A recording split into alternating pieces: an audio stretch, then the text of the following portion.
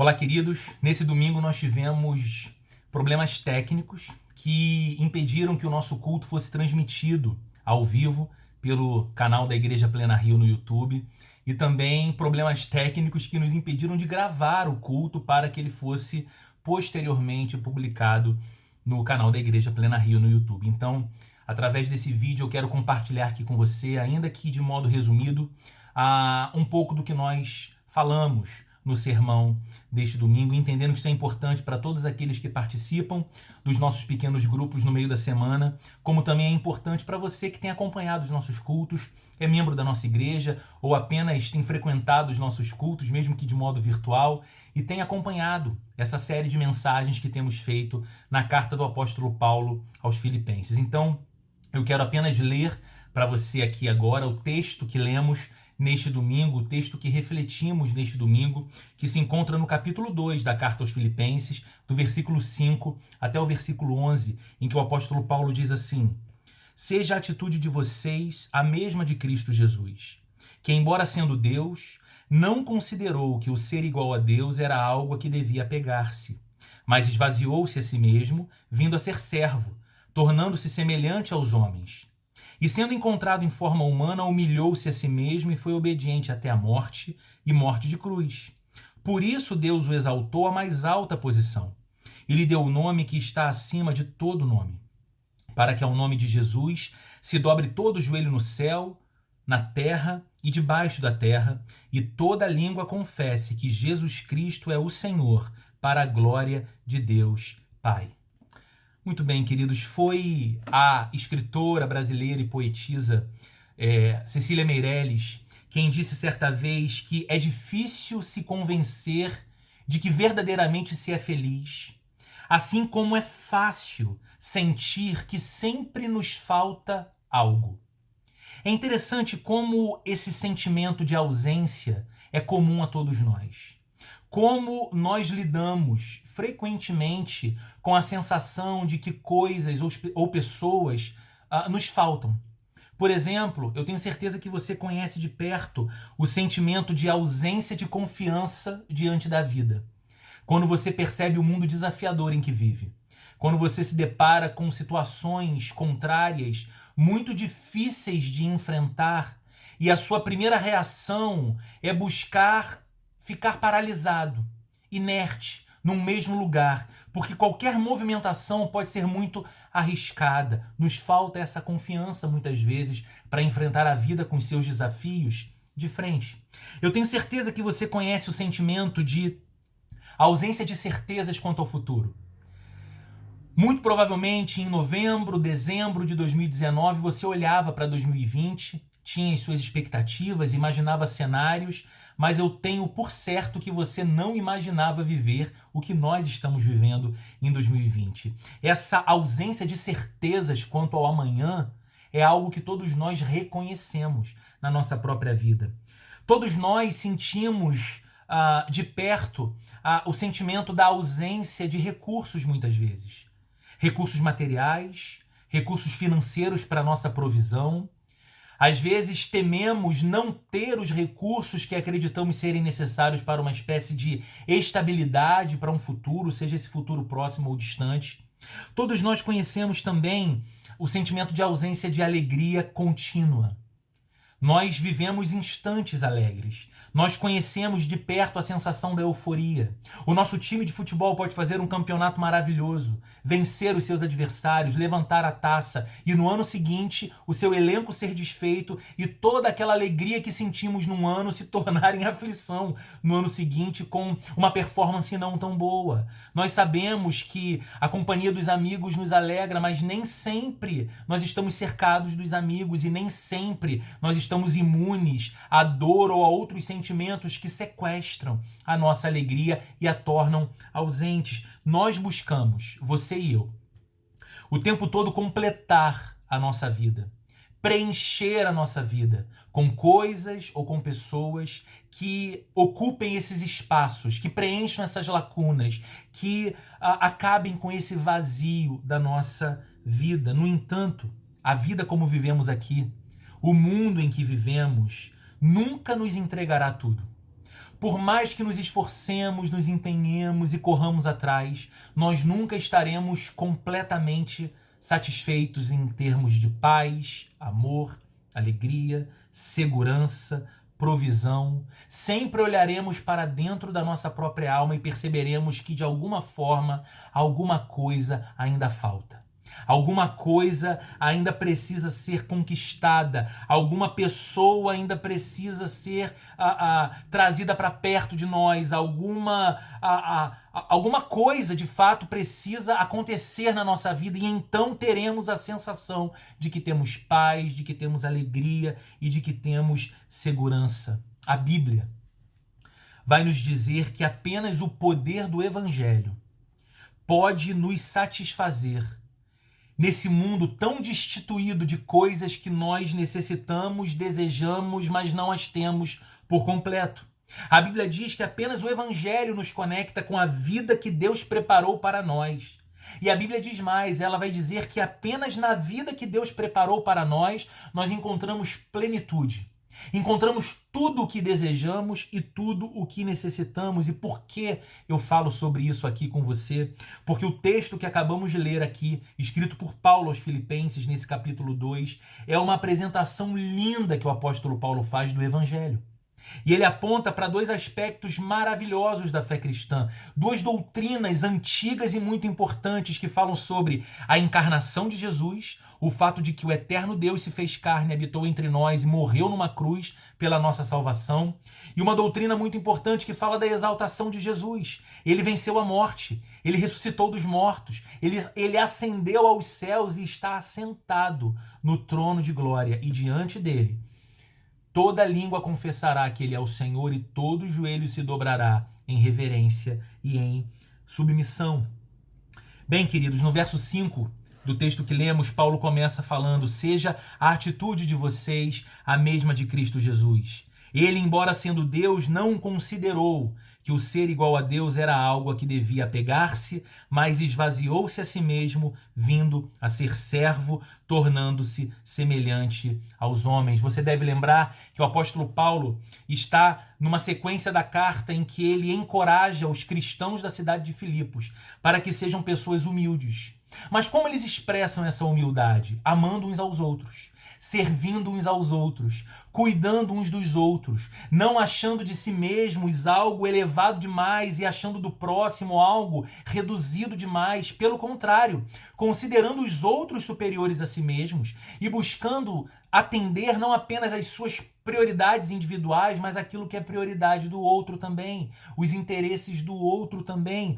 E nós vimos que Paulo ampara esse apelo por unidade, esse apelo por humildade e compromisso de amor uns com os outros, com base no Evangelho. Porque o Evangelho vai dizer exatamente quem eu sou. Um pecador irrecuperável. Um pecador que não merecia o olhar atento, gracioso e amoroso de Deus, mas que, no entanto, Deus olhou para a minha vida. Deus, sabendo de todos os meus pecados e da minha indiferença quanto a Ele, vivendo de costas para Ele, desde toda a eternidade Deus me amou e me quis como seu filho. E o Evangelho diz isso, que apesar dos meus pecados, apesar da minha limitação moral diante da santidade de Deus, eu fui alvo de grande afeição divina. Eu fui alvo de grande amor de Deus. Então, se Deus me trata assim, eu que agora digo pertencer a esse Deus, como tratarei o meu próximo de modo diferente como aquele que eu espero que Deus trate e tem tratado da minha vida? Então eu aprendo a olhar o outro como superior a mim, quando eu vejo o outro não como um pecador terrível e eu alguém santo, mas eu vejo o outro como um pecador sim, tal como eu, mas alvo do mesmo amor do Deus que o criou, a sua própria imagem e semelhança, como foi na minha própria vida. Então, não apenas o Evangelho é o motivo que nos faz caminhar em humildade e serviço, mas Jesus é o nosso paradigma.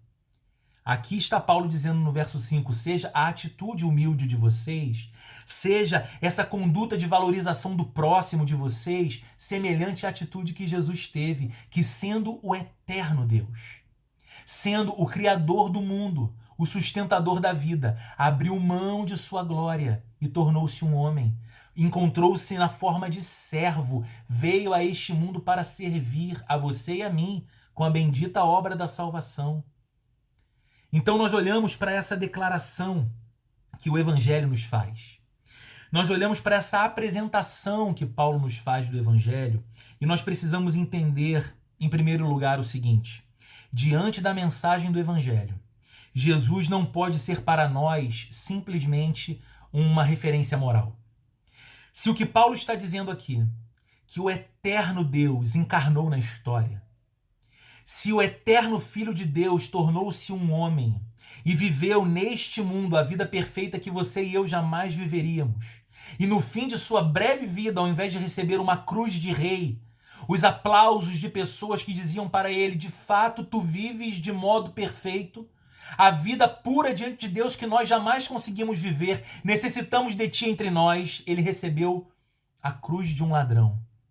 E lá estava o Deus eterno, morrendo pendurado numa cruz para o perdão, a remissão dos pecados do Roberto, dos pecados de cada um de nós. Se o que a Bíblia está dizendo aqui é verdade, Jesus precisa ser para nós muito mais do que um referencial moral.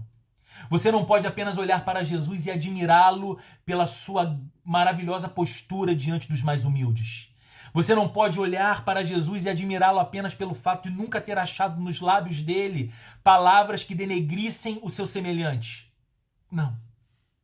Diante da mensagem do Evangelho, Jesus também não pode ser para nós simplesmente um grande mestre da religião. Não cabe você simplesmente falar: olha, eu me encanto com o cristianismo porque eu me encanto com o fundador do cristianismo.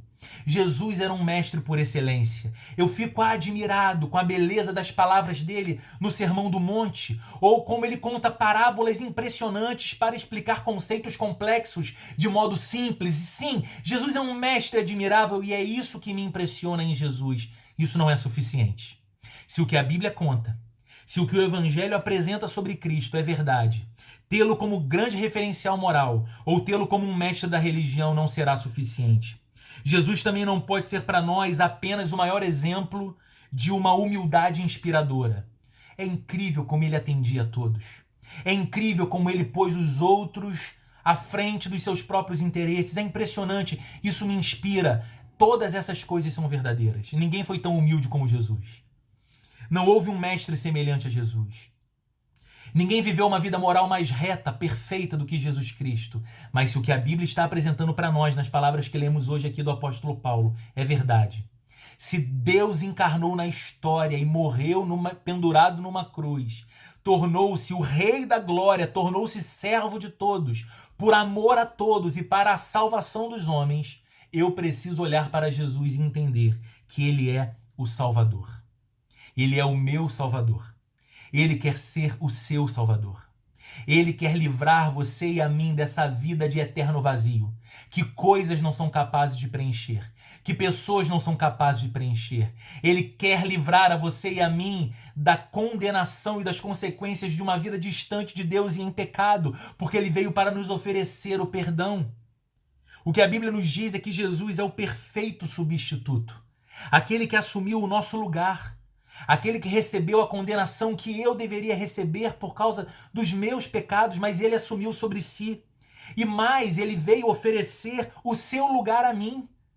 Porque a Bíblia diz que a todos quantos receberam a Jesus, foi-lhes dado o poder de serem feitos filhos de Deus. Esse é o título de Jesus. Ele é o eterno Filho de Deus. Mas em Jesus, e quando o recebemos como nosso Senhor e como nosso Salvador, nós nos tornamos filhos e filhas de Deus, o que nós não somos naturalmente. Somos criação de Deus. Mas os nossos pecados nos mantêm distante de Deus. Não temos com Deus enquanto não nos encontramos com Cristo. E temos a nossa vida preenchida por Cristo. Nós não somos pessoas que agradam a Deus, nós não somos pessoas que podem ter comunhão com Deus, nós não somos pessoas que podem ter em Deus um Pai.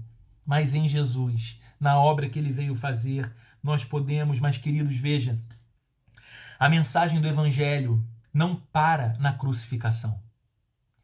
A crucificação é essa mensagem gloriosa do quanto Deus nos ama e do quanto Deus se importa conosco ao ponto de vir, sofrer e morrer numa cruz a condenação dos nossos pecados. No entanto, a mensagem do Evangelho segue adiante. Passa pela ressurreição de Jesus dentre os mortos ao terceiro dia.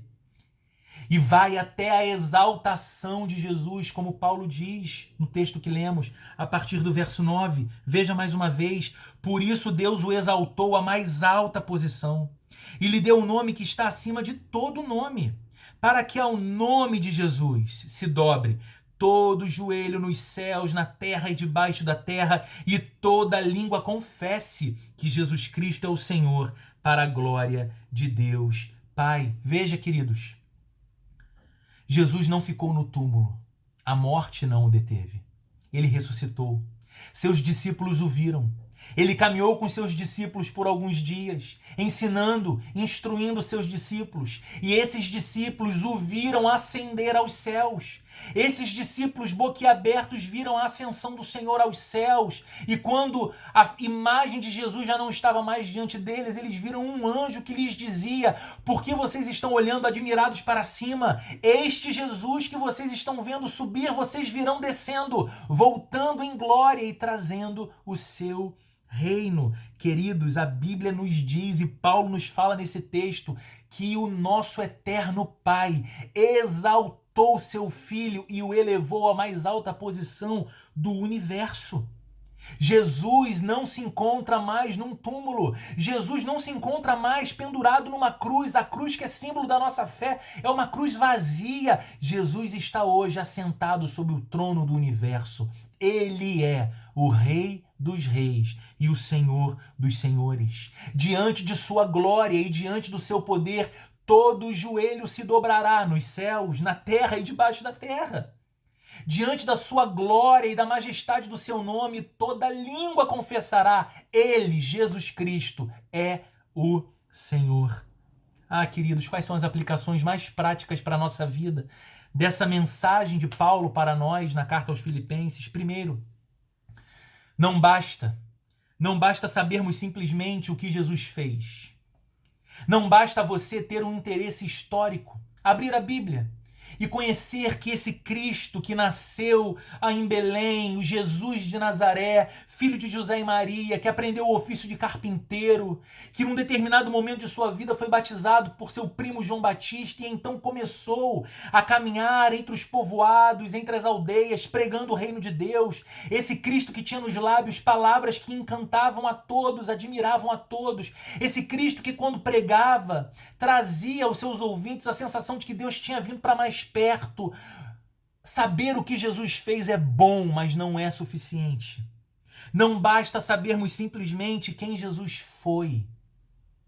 Queridos, diante desse texto que estamos lendo, diante desse texto que estamos refletindo, nós precisamos saber, e mais do que saber, nós precisamos viver pela realidade de onde Jesus está agora.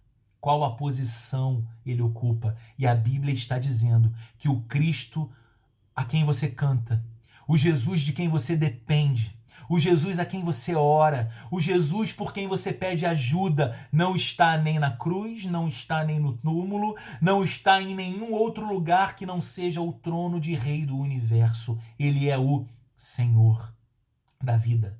Ele é o Senhor da história. E por que isso é importante? Isso é importante porque quando você e eu percebemos que a vida da gente se tornou uma bagunça, sabe? E que as coisas que deveriam estar em determinados lugares simplesmente não estão mais ali.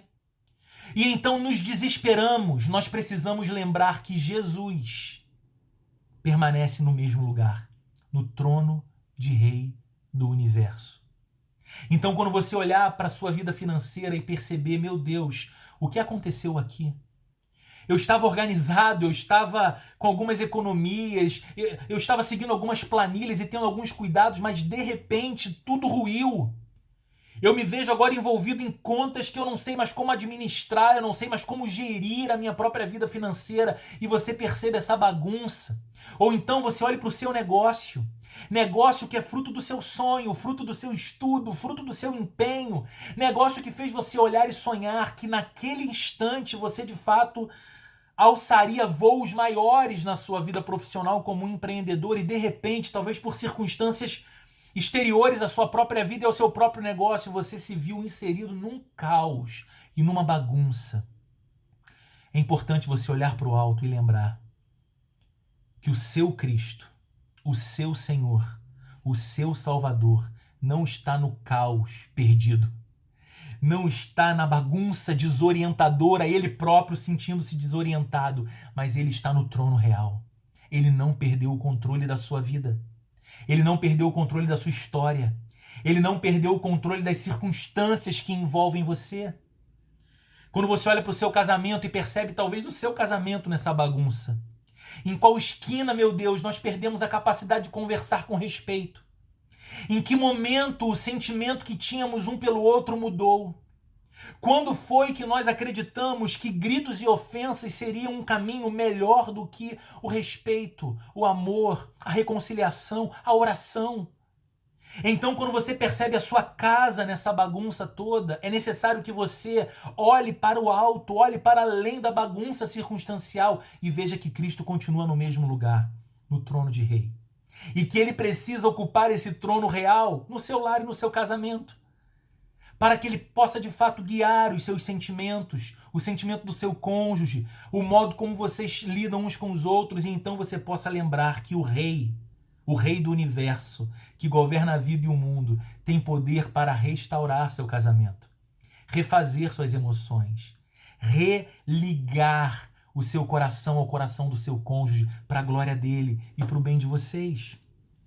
Pode ser que você olhe para o país, não apenas para o país, pode ser que você olhe para o mundo em que estamos vivendo e perceba essas crises e todas as incertezas advindas das crises. E então é necessário que nesse olhar para o mundo caótico você olhe também para cima e veja Cristo assentado sobre o trono e diga: as crises não pegam o meu Jesus de surpresa. Eu posso me sentir desorientado, aflito, angustiado. Ele permanece no trono e a minha vida não está solta ao vento, a minha vida pertence a Ele. Ele é o meu rei, Ele é o meu Senhor. Queridos, eu concluo dizendo: Jesus é central. Jesus é necessariamente central. Ele está no centro desse universo, reinando soberanamente, e escute com atenção. Não há outro lugar devido a Ele em nossas vidas que não seja o centro do nosso coração, o centro dos nossos pensamentos, o centro das nossas famílias, o centro da nossa vida financeira, o centro dos nossos relacionamentos sociais, o centro do nosso casamento. Jesus é necessariamente central, e diante do que Ele fez por você e diante do que Ele fez por mim, não será suficiente dizermos apenas: eu creio em Deus. Muitas pessoas falam isso. É claro que eu acredito em Deus. Longe de mim deixar de crer nele. Longe de mim desconsiderar o fato de que Deus existe, mas apenas essa declaração não é suficiente diante do que Jesus fez por você e diante do que Jesus fez por mim. Não será suficiente sustentarmos uma tese sobre Deus. Sabe? Eu acredito que Deus é assim. Eu acredito que Deus age de tal forma. Eu acredito que Deus está em todos os lugares, ou em todas as pessoas. E as pessoas vão então cultivando as suas teses sobre Deus. Elas querem ter Deus nos lábios de alguma forma, mas diante do que Jesus fez, uma tese sobre Deus não nos será suficiente, nem mesmo estas coisas nos tornam de fato cristãos. Aquilo que torna você e a mim um seguidor de Jesus, cristãos, é a nossa identificação com Jesus Cristo e a nossa união com Jesus Cristo.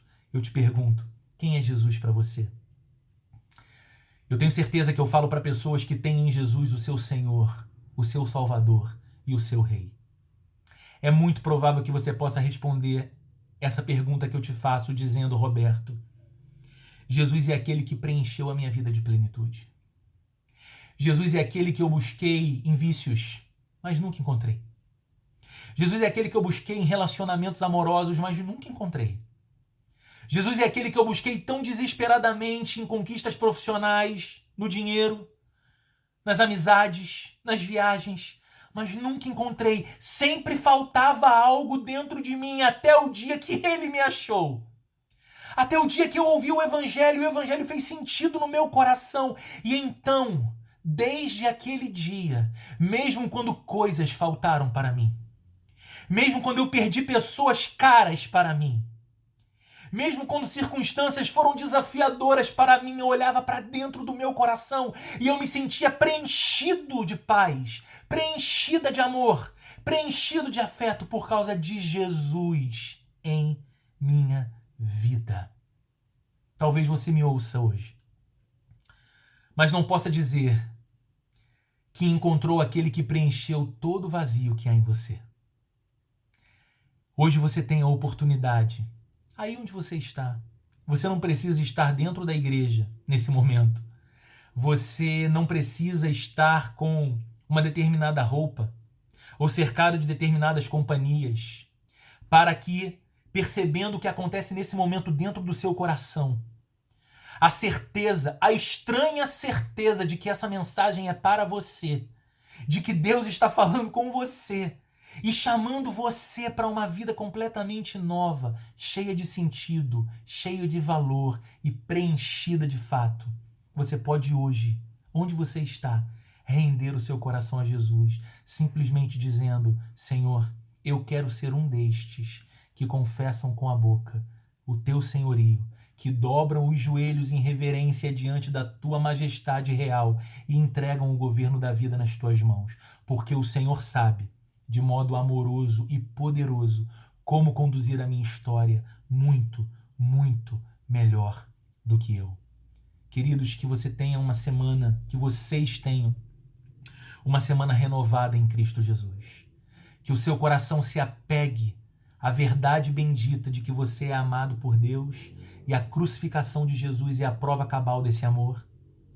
Mas que você lembre também que a sua vida pode ser governada pelo Senhor que não ficou preso na cruz nem no túmulo, mas que está sentado no trono do universo, reinando sobre todas as coisas e sobre a sua vida, sua casa e o seu coração. E isso traga ao seu coração confiança, isso traga ao seu coração descanso, isso traga ao seu coração completude. E a você, amigo e amiga querida, que nesse momento, talvez tomado por emoção, sem saber exatamente as palavras a repetir ou a dizer, mas apenas volta-se para Deus e ora entregando seu coração a Jesus Cristo, dizendo: Jesus, vem fazer morada em mim. Primeiro eu quero dizer que você é bem-vindo na família de Deus. Depois eu quero dizer que você deve caminhar. Se você está próximo de nós, venha caminhar perto da gente. Somos uma comunidade de pessoas imperfeitas que buscam seguir aquele que é perfeito e buscam viver em amor a Ele e uns com os outros. Se você não está perto de nós, procure uma comunidade de fé para fazer parte aí perto de você.